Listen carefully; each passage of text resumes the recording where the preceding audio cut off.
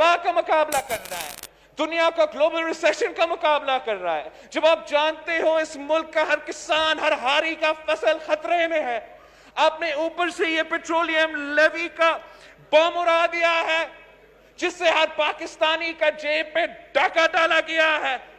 یہ نہ صرف ناانصافی ہے, یہ نہ صرف ناانصافی ہے, لیکن یہ اللیگل بھی ہے, کرمنل بھی ہے.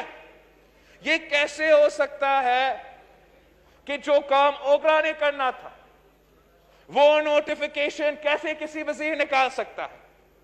تو یہ اللیگل ایک کام ہے جو انہوں نے اپنے عوام پہ بوجھ ڈالے ہیں. حکومت کو بھی کوئی فائدہ نہیں پہنچا. اگر فائدہ پہنچا ہے تو ہمارا آئل کمپنیز کو فائدہ پہنچا ہے, اگر فائدہ پہنچا ہے تو پی ایس او کو فائدہ پہنچا ہے, اگر فائدہ پہنچا ہے تو شیل اور دوسرے کمپنیز کو فائدہ پہنچا ہے. جناب اسپیکر, جب یہ کمپنیز بڑے بڑے منافع بنا رہے تھے تو اس کا ریلیف عوام تک نہیں دیا گیا تھا, اور جب یہ نقصان میں ہے تو سب سے بڑا بوجھ عوام پہ ڈالا جاتا ہے. یہ کیسے اپنے آپ کو تحریک انصاف کہتے ہیں جب اتنا بڑا ظلم پاکستان کے عوام پہ کر رہے ہیں؟ میں پوچھتا ہوں ان سے, یہ کیسے اپنا شکل دکھائیں گے اپنے عوام کو؟ یہ کیسے واپس جائیں گے اپنے کانسٹیٹیوئنسیز؟ میں پوچھتا ہوں ان ایم این اے سے جو بجٹ سیشن میں اپنے ہی حکومت کے خلاف تقریر کر رہے تھے. میں پوچھتا ہوں ان وزیر سے جو ٹی وی پہ جا کے بڑے باتیں کر رہے تھے, آج یہاں بیٹھے ہیں, کیسے جواب دیں گے؟ کیسے آپ جواب دیں گے عوام کو جب آپ نے ریلیف پہنچانا تھا, جب آپ نے ان کو مدد دلوانا تھا, آپ نے ہر پاکستانی کے جیب پہ ڈاکہ ڈالا ہے. جناب اسپیکر, پاکستان پیپلز پارٹی اس کا مذمت کرتی ہے. ہم ہر فورم پہ اس ڈیسیجن کو چیلنج کریں گے. اس سے ایک مہنگائی کی طوفان کھڑا ہو جائے گا. آپ نے, ہم سب نے مل کے اس وقت وہ قدم اٹھانا ہے جس سے ہم اس ملک کی غریب عوام کو ریلیف پہنچا سکتا ہے. ہم نے پیٹرول کمپنی سے, بڑے بزنس سے پیسہ لے کے عوام تک پہنچانا ہے, اور یہ لوگ غریب عوام سے جیب سے چوری کر کے بڑے آئل کمپنیز کو پروفٹ دے رہے ہیں. جناب اسپیکر, یہ میں سمجھتا ہوں, میں تجویز دوں گا کہ وزیر اعظم صاحب بس نوٹس ہی لینا بند کر دیں. پہلے ہمارا وزیر اعظم صاحب نے جب دوائیوں کا 200% اضافہ ہوا تو وزیر اعظم صاحب نے نوٹس لیا, وزیر کو بھی نکالا, انکوائری بھی آرڈر کیا گیا. نہ ہم وہ انکوائری کے بارے میں پھر سے سنے ہیں, اور آج تو دوائیوں کی قیمت 500% اضافہ کیے ہیں. کورونا کے شروع میں وزیر اعظم صاحب نے ماسکس پہ نوٹس لیا تھا. جب ایک ڈبہ آپ کو 150 روپیز میں ملتا تھا, اب آپ کو ایک ڈبہ 1500 روپیز کا ملتا ہے. وزیر اعظم صاحب نے آٹا کا نوٹس لیا تھا. جب آٹا 20 kg 650 روپیز کا تھا, اب 1100 کا ہو گیا ہے. وزیر اعظم صاحب نے چینی کا نوٹس لیا تھا. چینی 50 روپیز پر kg تھا, اور اب 85 اور 95 تک پہنچ گیا ہے. بہتر ہی ہوگا کہ ہمارا وزیر اعظم اپنے آپ کو کوارنٹینا میں رکھے, کوئی نوٹس نہ لے, کوئی تقریر نہ کرے, کوئی پریس کانفرنس نہ کرے. بہت ذمہ دار لوگ ہیں, وہ پروفیشنلی اپنا کام کریں گے. جناب اسپیکر, دوسرا پوائنٹ, یہ جو پی آئی اے پلینگ کیس کے انویسٹیگیشن کے ساتھ ہوا ہے, یہ بہت ہی شرمناک حرکت ہے. یہ ایک پلین کریش ہوا ہے, ثانیہ ہوا ہے. ہمارے عوام پریشان ہے, کراچی کے عوام, سارے عوام پریشان تھے, اور انہوں نے اپنے آپ سے, اپنے کوٹھائیوں سے, اپنے غلطیاں کو چھپانے کے لیے جو پائلٹس فوت ہوئے ہیں ان پہ ذمہ داری سونپنے کی کوشش کر رہے ہیں.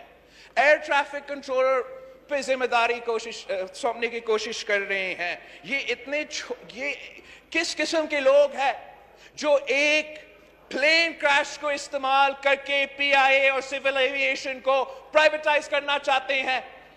ये किस किस्म का मुनाफिकत है कि वो वजीर जो 7 साल से जाली डिग्री का केस भुगत रहा है, जाली डिग्री का केस भुगत रहा है, कभी उस केस को इस्तेमाल किया जाता है तो वो पाकिस्तान पीपल्स पार्टी से निकल जाता है, इंडिपेंडेंट लगता है और क्यू लीग का हिस्सा बन जाता है। कभी वो जाली केस इस्तेमाल किया जाता है और अचानक वो पीटीआई का बन जाता है। इसमें हिम्मत कैसे हो सकता है कि वो पाकिस्तान के पायलट्स पे इस किस्म का इल्जाम लगा सकते हैं? कोई जाली डिग्री को सपोर्ट नहीं करेगा, लेकिन आप अपना इंस्टीट्यूशंस को, अपना पीआईए को, अपना पायलट्स को, अपना सिविल एविएशन को इस हद तक आलमी लेवल पे किरदार कशी करते हो। उन पायलट्स को और उन पैसेंजर्स को उस जहाज पे होना ही नहीं चाहिए था उस दिन। सूबाई सिंध और बहुत से लोग अब एनसीसी में बैठ के मुखालफत कर रहे थे कि एयरपोर्ट्स ना खोले, जहाज ना चलाए, लॉकडाउन जारी रखे, और फिर यहां on the floor of the house वजीर कहता है कि वो परेशान थे, कोरोना के बात कर रहे थे। ऑब्वियसली कोरोना के बात कर रहे थे, आप उनको जबरदस्ती कोरोना के दौरान जहाज पे चढ़ा रहे थे। मैं समझता हूं जनाब स्पीकर कि जो भी आपको क्रिटिसिज्म होगा पीआईए का, जो भी आपका क्रिटिसिज्म होगा सिविल एविएशन का, एक तरीका होता है। अगर कोई कमजोरी है हम उस कमजोरी को हल निकालने की कोशिश भी कर सकते हैं, लेकिन इस किस्म का किरदार कशी करना हर पाकिस्तानी पायलट का इंसल्ट है। और ये लोग अमीर लोग नहीं है, ये लोग मेहनत करके काम करते हैं। वो आप उनको सियासी अपॉइंटमेंट्स कहते हो। इस हुकूमत ये हुकूमत समझती है कि जिसको भी एम्प्लॉयमेंट मिलता है वो सियासी होता है। ये हुकूमत चाहती है कि एक पैंडेमिक के दौरान वो स्टील मिल से हो, वो पीआईए से हो, वो सिविल एविएशन से हो, उनको बेरोजगार किया जाए, और फिर वो कहते हैं कि ये रिलीफ है। ये किस किस्म की रिलीफ है जनाब स्पीकर, जब आप अपने ही मुलाजमीन को बेरोजगार करते हो, अपने ही मुलाजमीन की तनख्वाह में इजाफा नहीं करते, अपने ही जो साबिक मुलाजमीन थे उनके पेंशन्स में इजाफा नहीं करते। ये जुल्म ही होता है जनाब स्पीकर, और इस किस्म का जुल्म सिर्फ और सिर्फ ये कठपुतली हुकूमत कर सकती है।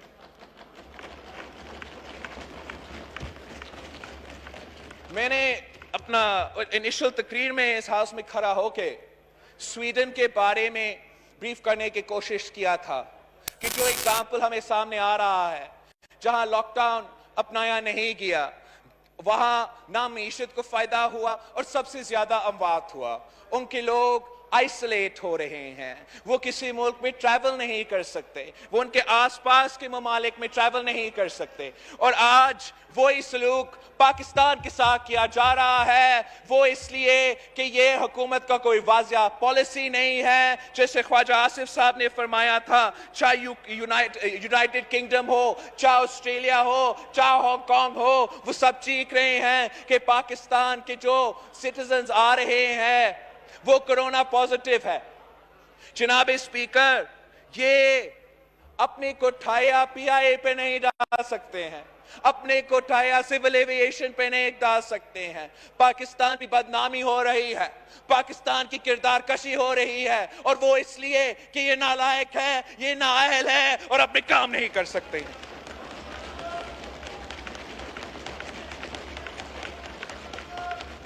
No crosstalk, please. No crosstalk. Please. Please. जनाब स्पीकर, आज जिक्र हुआ जो स्टॉक एक्सचेंज पे हमला जारी है, उस पे हम मज़म्मत भी करते हैं और दुआ गो है कि इंशाअल्लाह ताला सारे जो अवाम उसमें है उनका तहफ़्फ़ुज़ होगा और जल्द से जल्द इस मसले से हम निकलेंगे। हमने देखा जिस तरीके से हमारा कराची के अवाम बहुत के मसाइल के सामने कर रहे हैं, बेरोजगारी और मईशत की वजह से लॉ एंड ऑर्डर के मसले में इजाफा होंगे जनाब स्पीकर, اور اس وقت جو لوڈ شیڈنگ کا سلسلہ پورا صوبہ میں چلتا آ رہا ہے، ہمارے دیہاتوں میں پہلے سے چلتا آ رہا ہے، اب ویسا ہی صورتحال کراچی میں بھی ہے۔ میں پوچھتا ہوں آپ کے اپنے ایلائی سے، میں پوچھتا ہوں آپ کے اپنا ممبر سے جو اس بجٹ کو ووٹ دے رہے ہیں، اس وقت کراچی کے عوام عذاب میں ہیں کہ الیکٹرک جیسے ادارہ جو ان کے فائنانسر کا ادارہ ہے، ان کا کرپٹ فائنانسر کا ادارہ ہے، کراچی کے عوام کے خون چوس رہے ہیں، ان کے بلز میں اضافہ بھی کر رہے ہیں اور لوڈ شیڈنگ پر لوڈ شیڈنگ ہو رہا ہے۔ ہم درخواست کرتے ہیں، منتیں کرتے ہیں، کچھ کرے اس گرمی میں، اس موسم میں، بلوچستان، سندھ، پورا ملک میں جس طریقے سے لوڈ شیڈنگ کیا جا رہا ہے، آپ اپنا سمارٹ لاک ڈاؤن کی کوشش کریں، آپ اپنا سمارٹ لاک ڈاؤن کی کوشش کریں۔ کیا لاک ڈاؤن ہوگا، کیا سلسلہ چلے گا جب ہمارے عوام سکون سے نہیں جی سکتے ہیں؟ آپ ان کے اوپر پیٹرولیم لیویز بھی ڈالتے ہیں، ان کے اوپر مہنگائی کے بوجھ ڈالتے ہیں، مگر ان کو جو سہولیات ان کے حق ہوتا ہے، چاہے وہ بجلی کی صورت میں ہو یا کرونا کی وجہ سے جو صحت کی ان کو سہولیات ملنا چاہیے، ان کو وہ فراہم کرنے کو تیار نہیں ہوتے۔ جناب اسپیکر، یہ بجٹ ہر محاذ سے فیل ہو چکا ہے۔ یہ بجٹ نہ ہمارا پینڈیمک کا مسئلہ کا حل کرتا ہے، یہ بجٹ نہ ہمارا ایگریکلچر سیکٹر کو جو تھریٹ ہے، جو لوکل سے تھریٹ ہے، اس کا صحیح مقابلہ کرتا ہے۔ یہ بجٹ جو پوری دنیا بھر میں معاشی صورتحال ہے، اس کا نقصان جو پاکستان پہ ہوگا اس کا اندازہ ہی نہیں ہے۔ اس بجٹ میں ہم نے عوام کو ریلیف نہیں، یہ کہتے تھے کہ نو نیو ٹیکسز، یہ کہتے تھے کہ نو نیو ٹیکسز، ہم کہتے تھے کہ اگر ٹیکسز ڈالنے ہیں تو امیروں پہ ڈالیں، انہوں نے جا کے ہر غریب پاکستانی کے جیب پہ ڈاکہ ڈالا ہے۔ جناب اسپیکر، یہ چور چور چور کہنا تھکتے نہیں، لیکن میں ان کو بتانا چاہوں گا کہ پاکستان پیپلز پارٹی میں جس پہ کرپشن پہ الزام لگا ہے وہ سب باعزت بری ہوئے ہیں، اور آج بھی یہ جھوٹے الزامات لگائیں گے۔ جب ہم باعزت بری ہوں گے جناب اسپیکر، جب ہم باعزت بری ہوں گے، ان کے لوگ جیل میں ہوں گے، ان کے لوگ نیب کے کیسز بھگت رہے ہوں گے۔ ان کو معافی مانگنا چاہیے، ان سب کو معافی مانگنا چاہیے، and I apologize، Noon League کو بھی معافی مانگنا چاہیے۔ معافی مانگو راجہ پرویز اشرف صاحب سے، جن کا اپنی کردار کشی کی رینٹل پاور کیس پہ، اور آج راجہ پرویز اشرف صاحب سابق وزیر اعظم پاکستان باعزت بری ہو گئی۔ راجہ پرویز اشرف باعزت بری، اور